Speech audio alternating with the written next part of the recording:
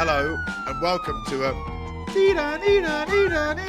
emergency podcast. I received a message yesterday on the WhatsApp and it said, if I can find it, this has just been agreed. I wanted to send it to you as soon as possible. There's no embargo. There's no more information than what I'm sending you now. And it is Charge Holdings and TVR Automotive agree strategic framework for merger.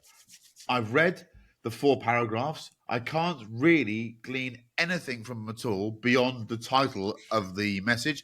We'll consult the clever people in the group. They'll explain it to us because they'll have done what they call diligence. I don't really understand that word.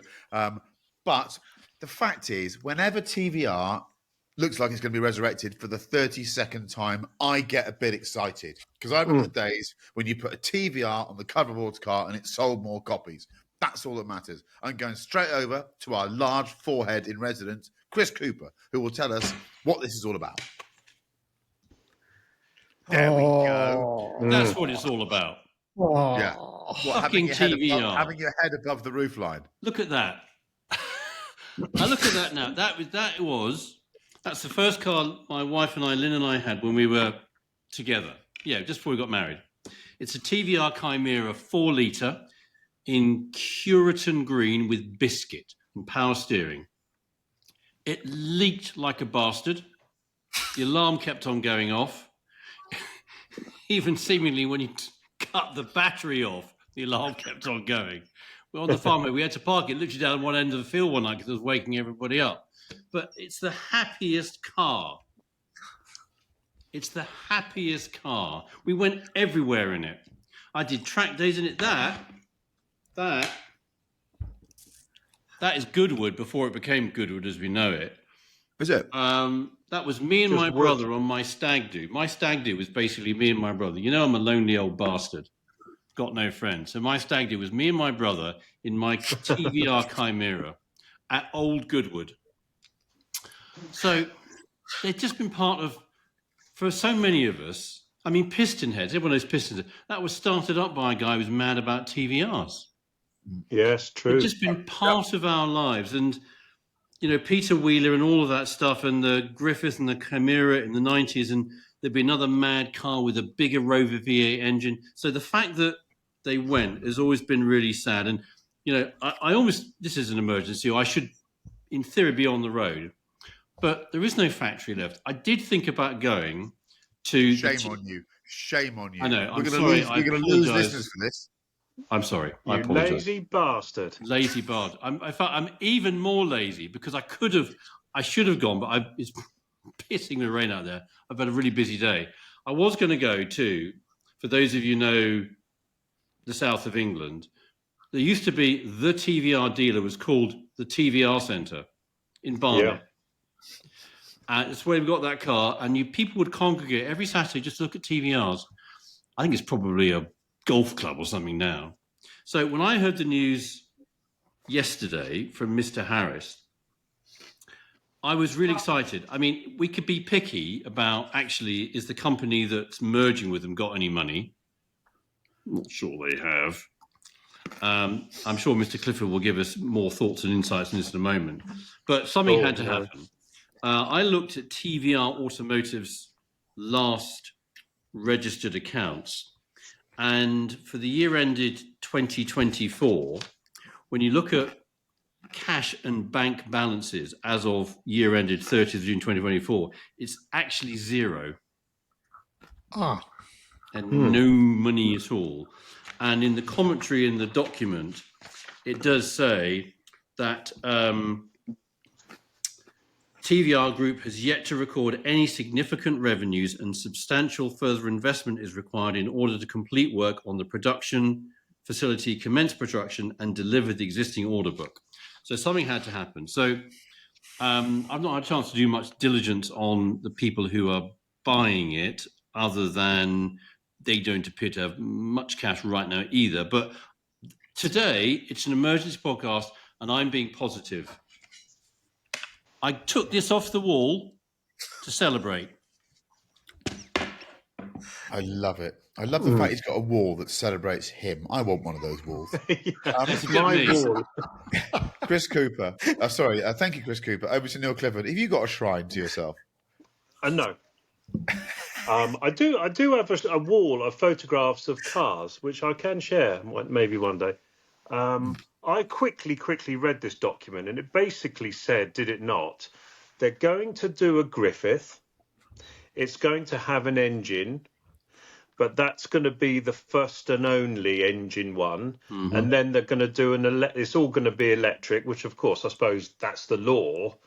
Where is that in this document? I'm going to reread it. Yeah, it says Griffith is going to the first Have an car, or ICE. there's going to be a Griffith, and it's a ICE. I think it says that anyway. Yeah, it It might have does. been a dream, like a Chris Cooper dream, but it does say there's going to be a Griffith with an engine, and then there's going to, after that, it's going to be like an electric thing, which of course I suppose it has to be. So that's what I read, and obviously, I've got a brother called Trevor. So the fact that it's called Trevor, originally named after a Trevor, I think, is really cool. Trevor Clifford. And That's a name. That is a name. He's called Trevor Clifford, owns a garage. We should get him on the podcast. We should do. His Aston Martin is for sale with Merlin, if anyone's interested. You know what? Anyone that's got two first names, it sounds cool. Yeah, Trevor Clifford. Yeah. Trevor Clifford. Like an estate agent. I've got three brothers. They're all from the 70s, even though they were born in the 50s. Roger. Yeah. Trevor. Yeah. And Graham. Oh, yes. Fucking fantastic. British name. I was the last attempt at a girl. but that's another podcast. That's a t-shirt. That's a t-shirt. Yeah. That's a t-shirt. That's a t-shirt. Hence my career, I think. So Great. So we're all excited that maybe TVR is gonna, there's gonna be. Wasn't that red one that obviously people have ordered, but it didn't actually happen, with the side exhaust, and it was designed by Gordon Murray or something, or Gordon Murray put his steering wheel in it or something? Wasn't that called a Griffith? It was 2016-17. It was shown at Goodwood. That's Had right. Ford V8 in it, Mustang V8 in it. So maybe they're just dusting off that one. I mean, these are trivial details. Well, I suppose the tricky bit here is, what is the value of, if you're going to persuade me, and I'll buy most things, to buy a new TVR Griffith with an engine, how much is it going to be? Is it, because if it's, I don't know, you probably can't build any car for less than 70 grand, and probably it isn't 70 grand, it's probably 90 grand. And then you go on Car and Classic, and the 17 TVR Griffiths, and you can buy the best one, original one, for 30. How much better is the new one? Hopefully a lot better. I'm being a bit of a bloody cynic, but it's got to be like 2 or 3 times better than the best one you can buy. SC 500, low mileage, flary paint. Don't like those. That SC one had those funny rear lights. I didn't like original lights. But exactly. I had a really good one. Actually, I paid 40 bloody grand for it because I'm an idiot. But whoa. So you paid £40,000 for a Griffith? Yes, I did. Actually, I got my 40 grand back because I bought it and sold it from the same man. So it's the only benefit I of buying you differently from this point forwards. Well, and then it's one of those things. I can't give a good analogy right off the bat here. It's one of those things. It's a bit like what other car is like this? A Mercedes 500e, or a Porsche 928. Exactly. I was, but I did get my money back. 928. When you don't own one, you really, really want one, and you're looking the whole time. And then when you've got one, you're like, why the fuck have I got that? Because I don't really like it. I'd rather drive a 911. And that just goes on and on and on, like a sort of like a constant loop. So I'm not sure, but maybe we don't know how clever these people are that bought the company, how they can create a TVR Griffith new, unless they're dusting off the old one and hopefully going to sort of ring up the people that already put a deposit and say, it's ready. I know it's 10 years. Are you still alive? Because we've got it ready now. Maybe it's that, but is it going to be 3 times better than one you can go and buy? There's that company that does the sort of they're not resto mods, but they do everything. Is it Power 8 or something where you can get your engine? Fix them. That's right. So you could probably buy the best ever one that's had all its riggers thing, which I don't know what they are, but all of that shit. 40 grand. Is the new one going to be double as good? I hope it is. Manish, your thoughts on the potential for a new TVR? So, a very good friend of mine, when I was a junior doctor, had a Camaro. It was absolutely beautiful, silver, navy blue leather interior, convertible. It was a great car. Rather than you guys would love him. He's a big spinal surgeon now, but rather than putting a deposit on a flat, he bought we that. Look like we are all walking around with terminal spinal challenges. You've just never told us. I've always wished I had a spinal surgeon friend. Club. Yeah, no, I could do with one of those. Because all I get people is I'm hunched over and I look like Quasimodo. Stand up straight's all I get. I can't. So Sorry, carry on, man. He did not put a deposit on a flat. He bought this car. That was what he should be doing. Yeah, it's unbelievable. First thing he does, he gets a loan for this car. Anyway, so I've experienced it, had a few problems, but they are just fantastic cars. If you're into them, you're into them. And, he really was into these things. And so we have to applaud anyone who wants to bring the spirit of that back. I think we just do. And the only thing I would say is I had a look at the website, because what they were saying was that these are the people who've acquired the company are the people who created this Mustang 67, the electric Mustang. And I think it ran at Goodwood. I think there's one of them. If you go on the website, it's a beautiful a lovely CGI breakdown of the car, and it shows you how the battery pack sits. It doesn't say very much about the company. And so I was asking Chris yesterday, what sort of money do you think it? Well, first of all, let's just say they can produce the car that you're talking about, Neil. How many of those do you think will sell a year? And therefore, how big does a factory have to be? How much money do they have to raise? And I think these are probably quite important questions. I mean, if you've got a sub £100,000 British car that is going to borrow a block from somewhere because they're not going to build an engine from scratch, and it's going to trade on an aesthetic which is a couple of decades old at the very least. I mean, how many do you think you can sell? Because we got a lot of criticism. Well, not criticism. There were some comments pointing out that Morgans have BMW engines. Thanks for portraying this as a quaint little English firm, but it ain't financially. So I guess it's the same question. How many of these do they really think they can sell? Because the idea of owning a holding company which buys out lots of beautiful sports car companies and somehow has some economy of scale, it's a great idea.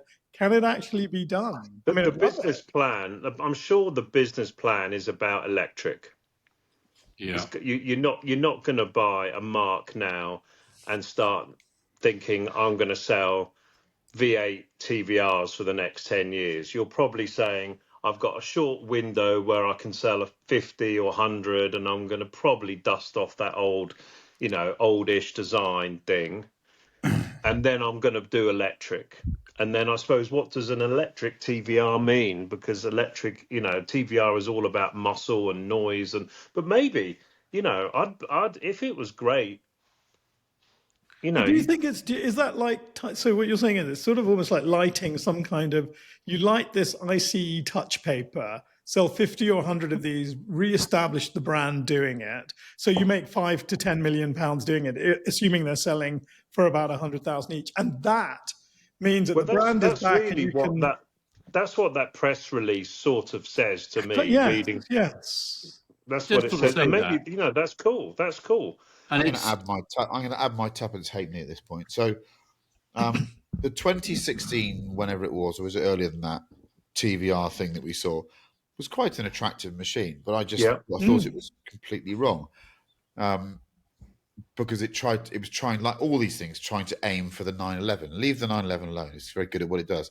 The TVRs that we love were simple cars. So the question we have to ourselves initially now is there a space for a simple sports car anymore? I think there is. Yes, I agree with that. Build them in low enough volumes, it could be incredibly refreshing. So what do? You probably make a tubular steel frame chassis. You add some really attractive bodywork to it that's made out of material that's quite repairable and isn't too sophisticated. And you fit the biggest engine in it that you dare. The really exciting bit is that all Peter Wheeler could get hold of was really sort of Rover V8s and his own AJ V8, right? Was it AJP? Sorry, wasn't it? AJP, yeah. JP, yeah. And they tended to want to self-immolate. So, but now, the Camaro that I owned had an LS7 in it, which give you an easy 525 horsepower. Do you imagine bolting one of those into a very simple sports car? And I'm thinking three pedals, a radio that only plays Radio 4, and a gear lever, and not much else. And I suppose I view, I don't always do this. I always shy away. And in fact, I always say to my co-conspirators here, never advise people how to run a car company. We're not in the business of doing it, and it's a tough job. But I'm going to step over my own line here. If I had a chance to do something with TVR, I would make it two-pronged. I'd want to be more like Singer with TVRs. I'd want to take a load of the old cars and I'd want to update them, because I think you could have a lot of fun with that. You could have a lot of fun with that, and you could earn a load of money. So you could have a trim department. You could get some revenue coming in from retrimming, rebuilding, putting more powerful engines in. A lot of people might say, I fancy a new one, but then say, oh, do you know what? Actually, 50 grand's worth of Camira that's got 480 horsepower and looks the dog's bollocks. That might be my trip down memory lane sports car that I want. But for me, the key word is TVR are simple cars. They're a pint of Guinness on four wheels. They're not complicated. They're simple. And if you try that thing they did, Marcos did the same thing. When Marcos was sold for the 14th time one year, they did the Marcos TSO, whatever it was. Quite a good looking little thing. Yeah. And a few people drove the one car that existed. But again, they were trying to be, it's a car without ambition, a TVR. It doesn't need to be. It just serves up. It's a bowl of fucking chicken soup. It's a modern Cobra. Yes, exactly. That's all you need. And I think that, I felt that with that Z3M Roadster I bought.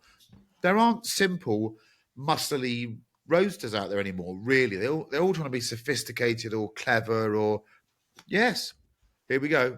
He's going to show us the photo again. That is a simple car being driven by a simple man. Very simple man. He's going to have a hurty head unless he does something about his driving position. He's holding a picture of himself in a Camira from his shrine. And I think, if they can do this, it's got to be simple. And if I see that it's going to have full-wheel drive and it's going to have a quad turbo V6, you're like, no, it's not. It's got to be. I'm sure it will be. Even if you're not the smartest, and hopefully this bloke is really smart, you're not going to make it complicated, because it's a steak and kidney pie car. Yeah. You're not going to do a risotto with king prawns, and you know what I mean. It's just, I'm sure everyone's going to come to that conclusion. It's pub food. It's good pub food. Yeah. And I think stop the food analogies now. We've given about 7. The other thing that I think you've said, but I think it's massively important, and it does challenge the Griffith that came out a million years ago now. It's got to be convertible. Yeah. It's not a coupe. That was a Targa, wasn't it? Was it a Targa thing? No. Coupe, Yeah, it shouldn't be. Oh, was it a coupe? The hard top, the Cerberus, for me, were a little bit like being in prison. No, you felt really sort of. I like being sort of cooped up, but I like the coziness of a coupe.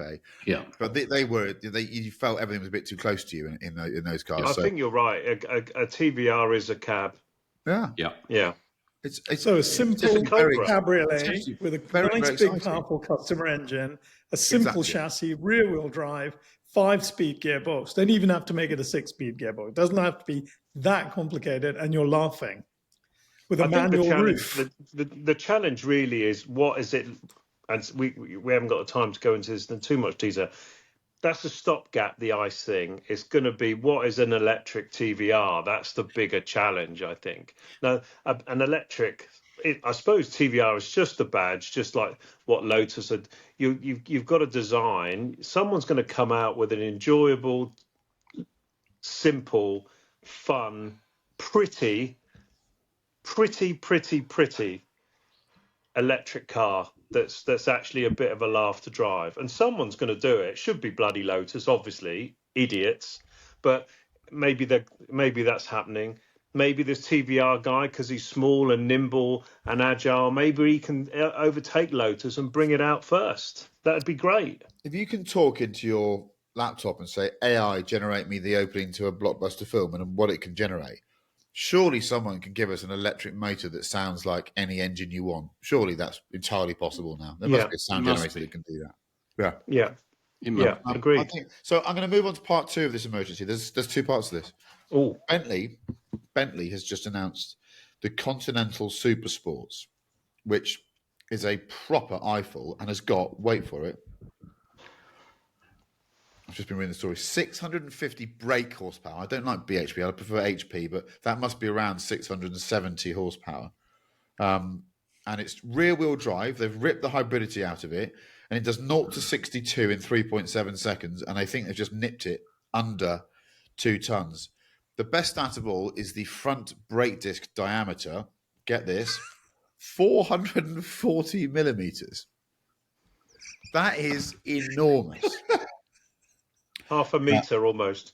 This is Frank Walliser laying down a little marker that he sees Bentley as being more than just big, long-legged GT cars. He sees a sports car future as well, or a very hardcore sports GT, and I love it. It's full of ambition. Not everyone's going to like the way it looks. I personally do like it because I'm a bit tasteless. But I actually, come on, look at that. That is the bollocks. Somebody, I think I shared this with you earlier on. Somebody sent me a note today when I posted something about it earlier and said, "There's a whiff of Cheshire Mustang about it." I actually quite like. That's a compliment. It should look like, it should be an eyeful. My first reaction when I looked at it and looked at the numbers, 500 kilograms lighter. Yeah, that's impressive. That. Was it 5 or 300? Yeah. What stopped them from doing this before? This is the old what CEO. This is what leadership and vision and ambition. We talked about this stuff before. 100%. It just needs ambition, hope, optimism. Yes, we fucking can do it. And look, we're all talking about it. This is absolutely core emergency podcast material, and it's just brilliant. And it will be, I can't afford one. I'll never be able to afford one. They're going to go £343,000, isn't it? Yeah, and they're going to start there and go up. They'll be there forever. But the hope it gives for the car and that brand and the people there, you think, what kept you? It's brilliant. I'm so excited for the car. They're saying that it's not. Sorry, I was just going to say, I don't think it has Continental in the title. I think it's just Bentley Supersports. And the other thing is that the PS is 666. So I wondered whether they were trying to say, this is the beast. It is 100%. The beast. Oh, yeah. That's not an accident. Yeah. And the reason I was most excited about it, this says to everybody else, everywhere else, if we can do this, show us your best. It's brilliant. Well, I think it's very, very interesting because they're going into a place they've not existed before. Traditionally, Bentley's tried this once every sort of 15 years, but it's been a bit sort of tentative. You remember the GT3R? Neil had one of those. Actually, a brilliant car, a really good car. Yeah, it's a good car. But this is a long way beyond that. So I'm looking forward to it. Hopefully, we'll have a go in it early in the new year. But well done, Bentley. Neil, would you get one? Do you think? Something like this? Yes. I think, what do I think? Yes, I own a Supersport, actually. Yes, exactly, yeah. The first of the modern Supersports, in launch colour, that sort of custard yellow, cabriolet, with the name optional hi-fi and the Veron seats. Yeah. So, I mean, that was 40 grand or something. I mean, yes, I would. I love everything about it apart from the launch. I think they overdid it slightly with the launch spec of the car. It's a bit like someone's designed a sneaker. Yeah. I think I would be toning it down a bit. I really don't like the number on the front, but I suppose some people will.